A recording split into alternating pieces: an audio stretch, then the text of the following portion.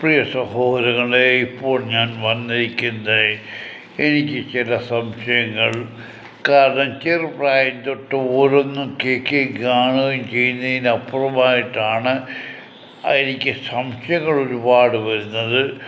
അതായത് പഴയ കാലങ്ങളിൽ നമ്മൾ ക്ലാസ്സിൽ ടീച്ചേഴ്സ് എന്തെങ്കിലും പഠിപ്പിച്ചാൽ സംശയമുണ്ടെങ്കിൽ ചോദിച്ചാൽ ഉടനെ ടീച്ചേഴ്സ് അത് പറഞ്ഞു മനസ്സിലാക്കുവാൻ. ഇന്ന് അങ്ങനെയല്ല. നീ അവിടെ വൈകിട്ട് ട്യൂഷനും അവിടെ വന്നാൽ ഞാൻ പറഞ്ഞുതരാം. ഇതാണ് ഇന്നത്തെ കാലം. അപ്പോൾ എന്നാലും എനിക്കതിൻ്റെ ആവശ്യം എനിക്ക് തോന്നുന്നില്ല. കാരണം ഇന്ന് ലോകത്തിൽ കണ്ടതിൽ ഏറ്റവും വിശ്വസ്തവും എല്ലാവിധ കാര്യങ്ങളും കൃത്യമായി എഴുതിയിട്ടുള്ള ഒരു പുസ്തകം, അതായത് വിശുദ്ധ ബൈബിളാണെന്ന് ഞാൻ വിശ്വസിക്കുന്നു. അല്ല, അതുതന്നെയാണ്. കാരണം വിശുദ്ധ ബൈബിളിൽ ലോകത്തിൻ്റെ ആരംഭം, അതായത് മനുഷ്യൻ്റെ സൃഷ്ടി, ഓരോ കാലത്തും എന്തൊക്കെ സംഭവിക്കും, ഇന്നെന്ത് സംഭവിക്കും, നാളെ അന്ത്യം എന്തൊക്കെയെന്നുള്ളതെല്ലാം വ്യക്തമായി വിവരിച്ചിരിക്കുന്ന ഒരു ഗ്രന്ഥം വിശുദ്ധ ബൈബിൾ മാത്രമാണ്.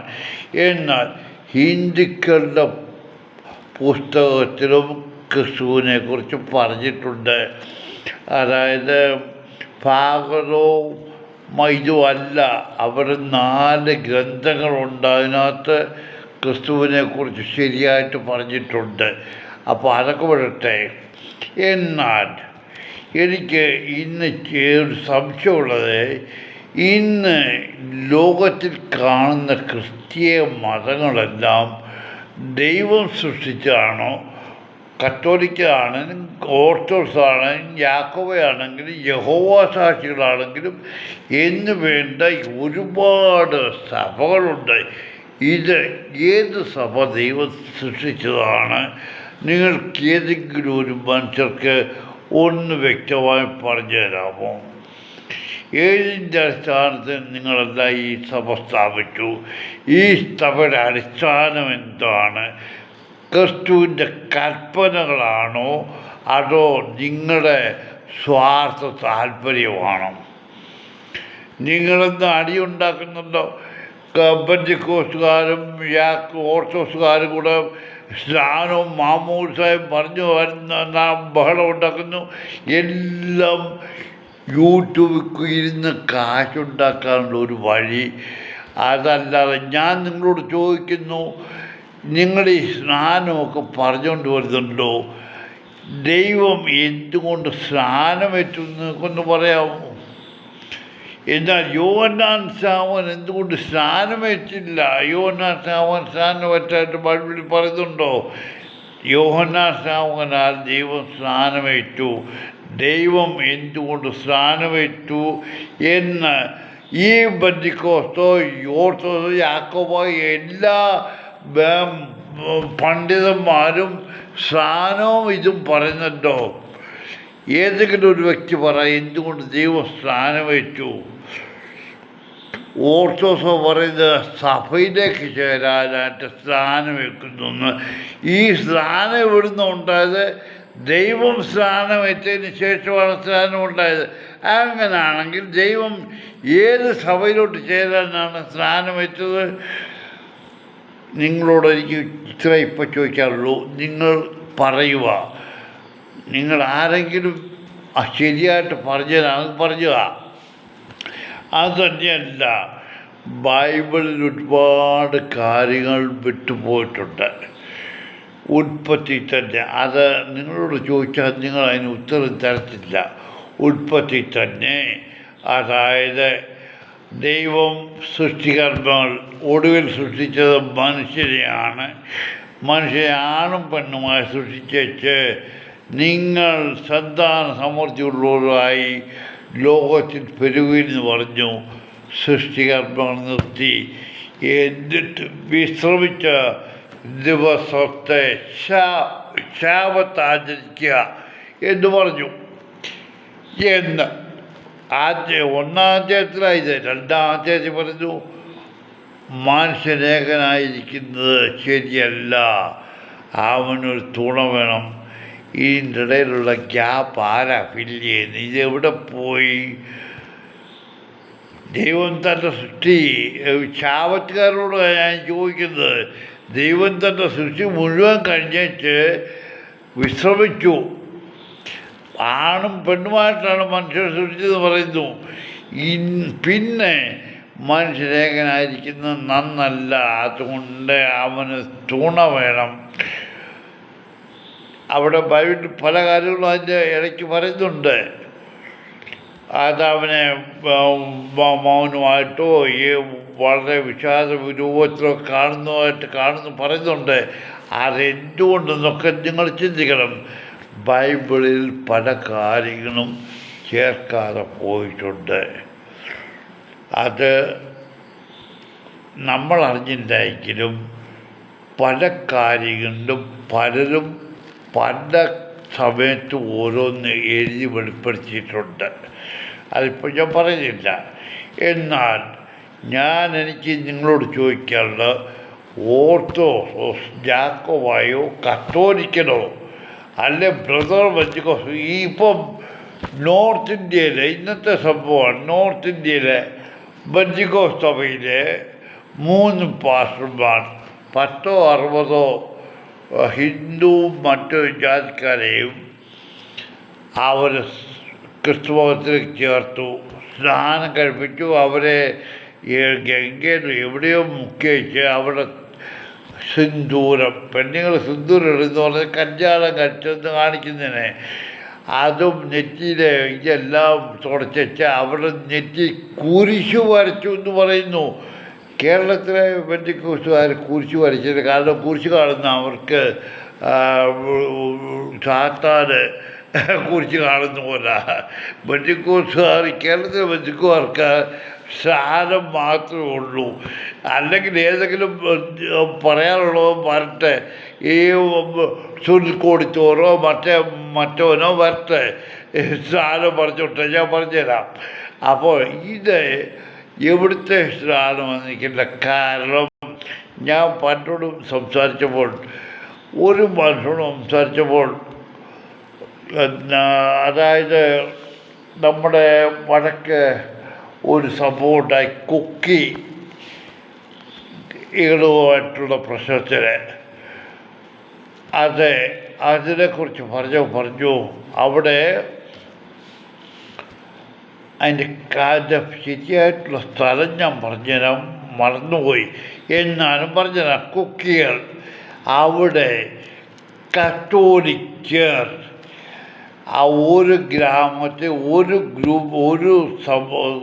ആദിവാസി ഗ്രൂപ്പുകൾക്ക് ബൈബിൾ അവിടുത്തെ ഭാഷയിൽ പോലും അച്ചടിച്ച് കൊടുത്തു. അവിടെ സഭയിലോട്ട് ചേർക്കല്ലാതെ എന്തോ ചെയ്തത് അവിടെ? നിങ്ങളോട് ഞാൻ ചോദിക്കുന്നത്, നിങ്ങൾ എന്ത് ചെയ്തുകൊണ്ടാണ്? നിങ്ങളുടെ പ്രവൃത്തി കൊണ്ട് അവർ നിങ്ങളുടെ പുറകെ വരണം. ദൈവം ആരെയും തൻ്റെ കൂട്ടത്തിൽ ചേർക്കാനും വന്നില്ല. അവർ ദൈവത്തിൻ്റെ പുറകെ ആൾക്കാർ ചെന്നേ ഉള്ളൂ. എന്നാൽ നിങ്ങൾ കത്തോലിക്കർ കള്ളന് കഞ്ഞി വെച്ച നിങ്ങൾ അവിടെ ബൈബിൾ അച്ചടിച്ച് അവരുടെ ഭാഷയെ അച്ചടിച്ച് അവിടെ കൊടുത്തു. അവിടെ 2 ഗ്രൂപ്പുകളാക്കി. അവിടെ 2 ഗോത്രവർഗക്കാരൻ, ഒരു ഗോത്രവർഗത്തെ ക്രിസ്ത്യാനികളാക്കി. എത്ര പേരായെന്ന് എനിക്കറിയില്ല. എന്നാലും അവർക്ക് ഇവരെ കത്തോലിക്കർ ഓരോ ആനുകൂല്യം കൊടുക്കുന്നു, അവിടെ പഠിപ്പിക്കുന്നു, കൊന്നക്കൊടച്ചക്കണം. ഇവിടെ ഇവർ തമ്മിൽ പ്രശ്നമുണ്ടായപ്പോൾ, അടിയും പിടിയും ബഹളമുണ്ടായപ്പോൾ ഈ കന്യാസ്ത്രീകളും പുരോഹിതന്മാരും എല്ലാം രക്ഷപ്പെട്ട ഓടി സംഘത്തിൽ കയറി. എന്നിട്ട് അവിടെ നിന്ന് വിളിച്ചു പറയുക, എൻ്റെ കുഞ്ഞുങ്ങൾ അവിടെ കഷ്ടപ്പെടുകയെന്ന്. നീ എൻ്റെ ആത്മീയ പ്രവർത്തനത്തിന് ഇറങ്ങിയത്. ദൈവം എന്തിനു വേണ്ടി ക്രൂശിൽ മരിച്ചു? നിൻ്റെ എൻ്റെയും നമ്മൾ ചെയ്ത പാപത്തിന് പരിഹാരമായിട്ട് ദൈവം സ്വയമേ ക്രൂശിൽ മരിച്ചു. നീ അവിടെ ചെന്ന് അവരെ നിൻ്റെ വിശ്വാസത്തിലേക്ക് ചേർത്തേച്ച് അവരെ അവിടെ കൊലയ്ക്ക് കൊടുത്ത് ഇവിടെ ഇത് കരയല്ലേ. ഇതാണ് നിങ്ങളുടെയൊക്കെ ആത്മീയത. ഞാൻ കൂടുതൽ പറയുന്നില്ല. ഇന്ന് പെന്തിക്കോസ്തും നോർത്ത് ഇന്ത്യയിൽ നടന്നു തന്നെ അവർ മുങ്ങിക്കുടിച്ചു വരാൻ പറഞ്ഞു. അത് അതിൻ്റെ ബാക്ക്ഗ്രൗണ്ടൊന്നും എനിക്കറിയില്ല. ബൈഫോഴ്സോ ഇവരെ പറഞ്ഞു വഞ്ചിച്ചോ എന്താണെങ്കിലും വേണ്ടില്ല 10-60 കുടുംബത്തെ അവരെ ക്രിസ്ത്യാനികളാക്കി. കേരളത്തിലെ പെന്തിക്കോസ്തുകാർ കുറിച്ച് വരയ്ക്കത്തില്ല. പക്ഷേങ്കിൽ അവർ കുടിച്ച ചോദ്യം അവിടെ സിന്ദൂരവും ഇതെല്ലാം വാങ്ങിച്ച് കളിച്ച് അവരുടെ നെറ്റി കുരിശ് വരച്ചു. എന്നിട്ട് ചോദിച്ചപ്പോൾ പറഞ്ഞു, അവരിൽ രോഗമുള്ളവരെ ചികിത്സ തേടുക പറഞ്ഞിട്ട് ഞങ്ങൾ പ്രാർത്ഥിച്ച് അവർ സുഖം പ്രാപിച്ചു. അതുകൊണ്ട് ഞങ്ങളുടെ കൂടെ അങ്ങനെയാണ്. എൻ്റെ പൊന്നു മക്കളെ, നിങ്ങൾ ഈ കേരളത്തിലോട്ട് വാ. കള്ളപ്രവാചകന്മാരെ, കേരളത്തിൽ നോർത്ത് ഇന്ത്യൻ്റെ പഹയന്മാരെ, സുഖമില്ലാത്തതും എത്രയോ രോഗികൾ കിടക്കുന്നു. നിങ്ങൾ ഇവരെ സുഖമില്ല എന്ന് പറഞ്ഞ് നിങ്ങൾക്ക് തെളിയിക്കാൻ കഴിയുമോ? ഇതിനെക്കുറിച്ച് നിന്നെയൊക്കെ പിടിച്ച് ആമത്തിൽ ഗവൺമെൻറ്റിലും അതും നടക്കുമെന്ന് തോന്നില്ല. കാരണം മഠം മറ്റിടത്ത് കയറിയിരിക്കുക മഠമായതുകൊണ്ട്. എന്നാലും എടാ, നിന്നെയൊക്കെ ദൈവം ശിക്ഷിക്കും.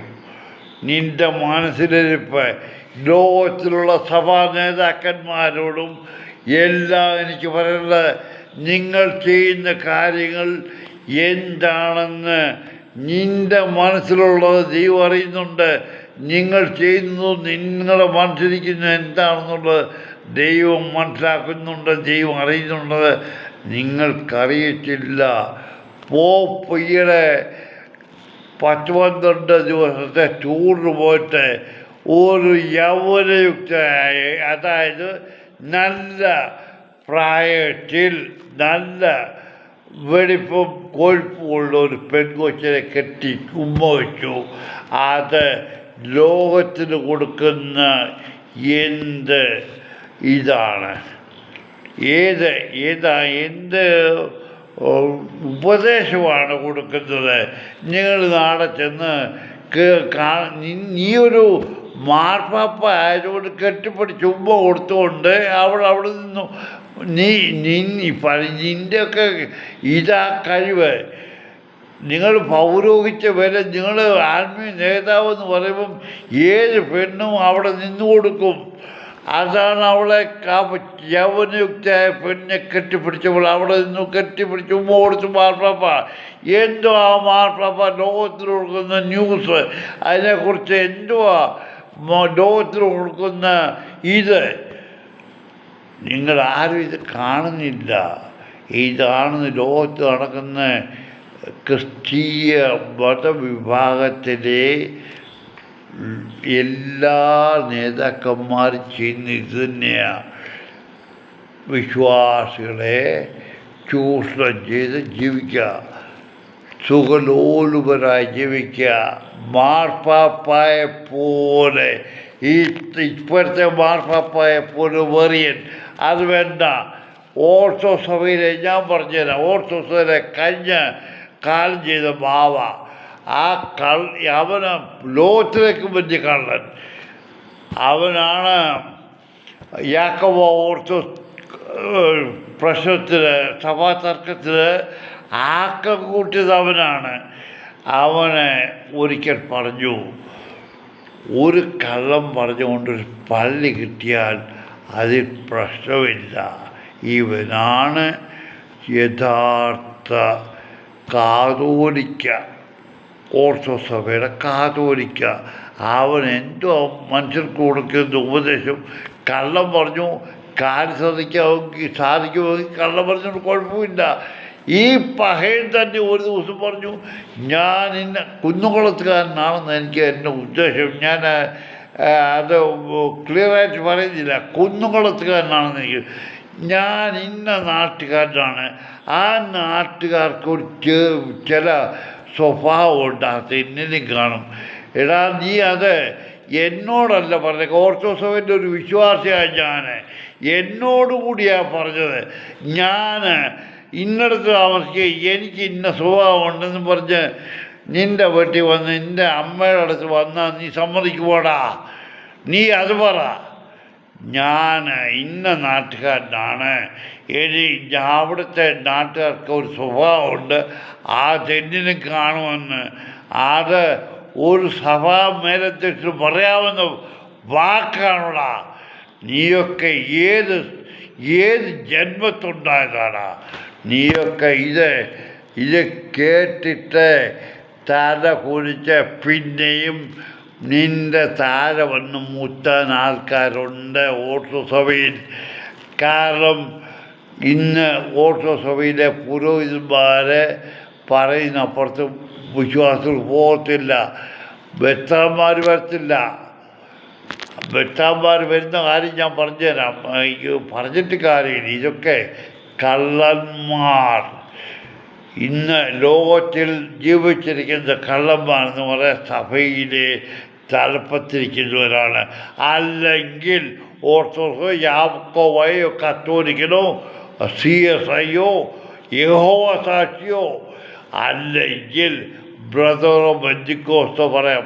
ഇപ്പം പലരും വന്ന് അമേരിക്ക സൂചിത കഴിച്ച് ഇവിടെ വന്ന് സ്ഥാപിച്ച് അമേരിക്ക പോയി ഇരുന്നിട്ട് ഞാൻ ചോദിച്ചു പറയാം, എനിക്കിവിടെ 50 പാസ്റ്റർമാർ എൻ്റെ കീഴിലുണ്ട്, ഞാൻ എന്നും അവരുമായിട്ട് വീഡിയോ കോൺഫറൻസ് നടത്തുന്നുണ്ട്, ഞാൻ അവിടെ മറ്റിടത്ത് സൂചിച്ചിരിക്കുക, ഇവിടെ എന്തുവാ നടക്കുന്നത്, എന്തുവാ നീ ആത്മീയമാണ് പഠിപ്പിക്കുന്നത്, എന്തുവാ ഇവൻ്റെ കൂടെ ഞാൻ ഒരു യോഗത്തിൽ ഒന്ന് സംബന്ധിച്ചതാ, അവൻ എൻ്റെ കൂടെ പഠിച്ചതാ. അവിടെ നിന്ന് ഒരു പെണ്ണ് ചോദിച്ചു അഗ്രജന്മം എന്താണെന്ന്. അവൻ പറഞ്ഞു അടുത്ത യോഗത്തിൽ പറയാമെന്ന്. അവൻ പറയാനൊത്തില്ല, അവന് വിഡ്ഢികളാക്കാവുന്നേ ഉള്ളൂ. ഈ അഗ്രജന്മം എന്താണെന്ന് അവൻ നോക്കേണ്ട കാര്യമില്ലല്ലോ. ഇതാണ് ഇന്നത്തെ കാലം. ഞാൻ ആരെ കുറ്റം പറയുന്നില്ല, പക്ഷെങ്കിൽ ലോകവാന്യത്തോടടയ്ക്കുന്നതല്ല, ലോകത്തിലെ മനുഷ്യൻ നരകിച്ചു മരിക്കും.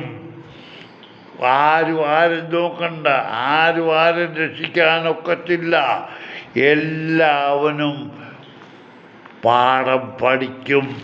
അത് ഇന്നലെ നാളെ. എനിക്ക് 77 വയസ്സായി. ഞാൻ ചാകുന്നതിന് മുമ്പ് ഒരുപാട് കാര്യങ്ങൾ കാണും. ഇപ്പോൾ ഒന്നുണ്ട് കണ്ടു, ഇനി കാണാനിരിക്കുന്നത് കണ്ടേ മരിച്ചത്. ഞാൻ മരിക്കുന്നതും വരെയും സത്യം ഏത് സഭ അല്ല ഏത് പാർട്ടി ഏതും പറഞ്ഞാലും ഇവരൊക്കെ സഭയുടെ തലപ്പത്തിൽ വെച്ച് വിശ്വാസികളെ വിദ്യയാക്കുന്നു. വിശ്വാസികൾ പുരോഹിതനും എത്താനും പറയുന്നതിന് മുമ്പിൽ അല്ലെ പാസ്റ്റർ അല്ലെ ബ്രദർ പറഞ്ഞതിൻ്റെ അപ്പുറത്ത് ബ്രദർ പറഞ്ഞാൽ ഉടനെ കുനിഞ്ഞ് നിന്ന് കൊടുക്കും, പുരോഹിതൻ പറഞ്ഞാൽ ഉടനെ കുനിഞ്ഞ് അവൻ്റെ കാൽപ്പാദം നക്കും. ഇതാണ് ഇന്നത്തെ വിശ്വാസി. ഇവർ ദൈവത്തെ അല്ല വിശ്വാസികൾ വിശ്വസിക്കുന്നത്. കാരണം ബ്രദറും ബെന്തിക്കോസ്തും സഭകളും പറയുന്നത് അവരെ അനുഗമിക്കാനാണ്. നിങ്ങൾ ദൈവത്തിൽ വിശ്വസിക്കാൻ, ദൈവം പറഞ്ഞത് കേട്ട് ജീവിക്കുവിൻ. ഇല്ല എങ്കിൽ അനർത്ഥം നിങ്ങൾക്ക് വരാൻ പോകുന്നു. ആരും രക്ഷപ്പെടത്തില്ല.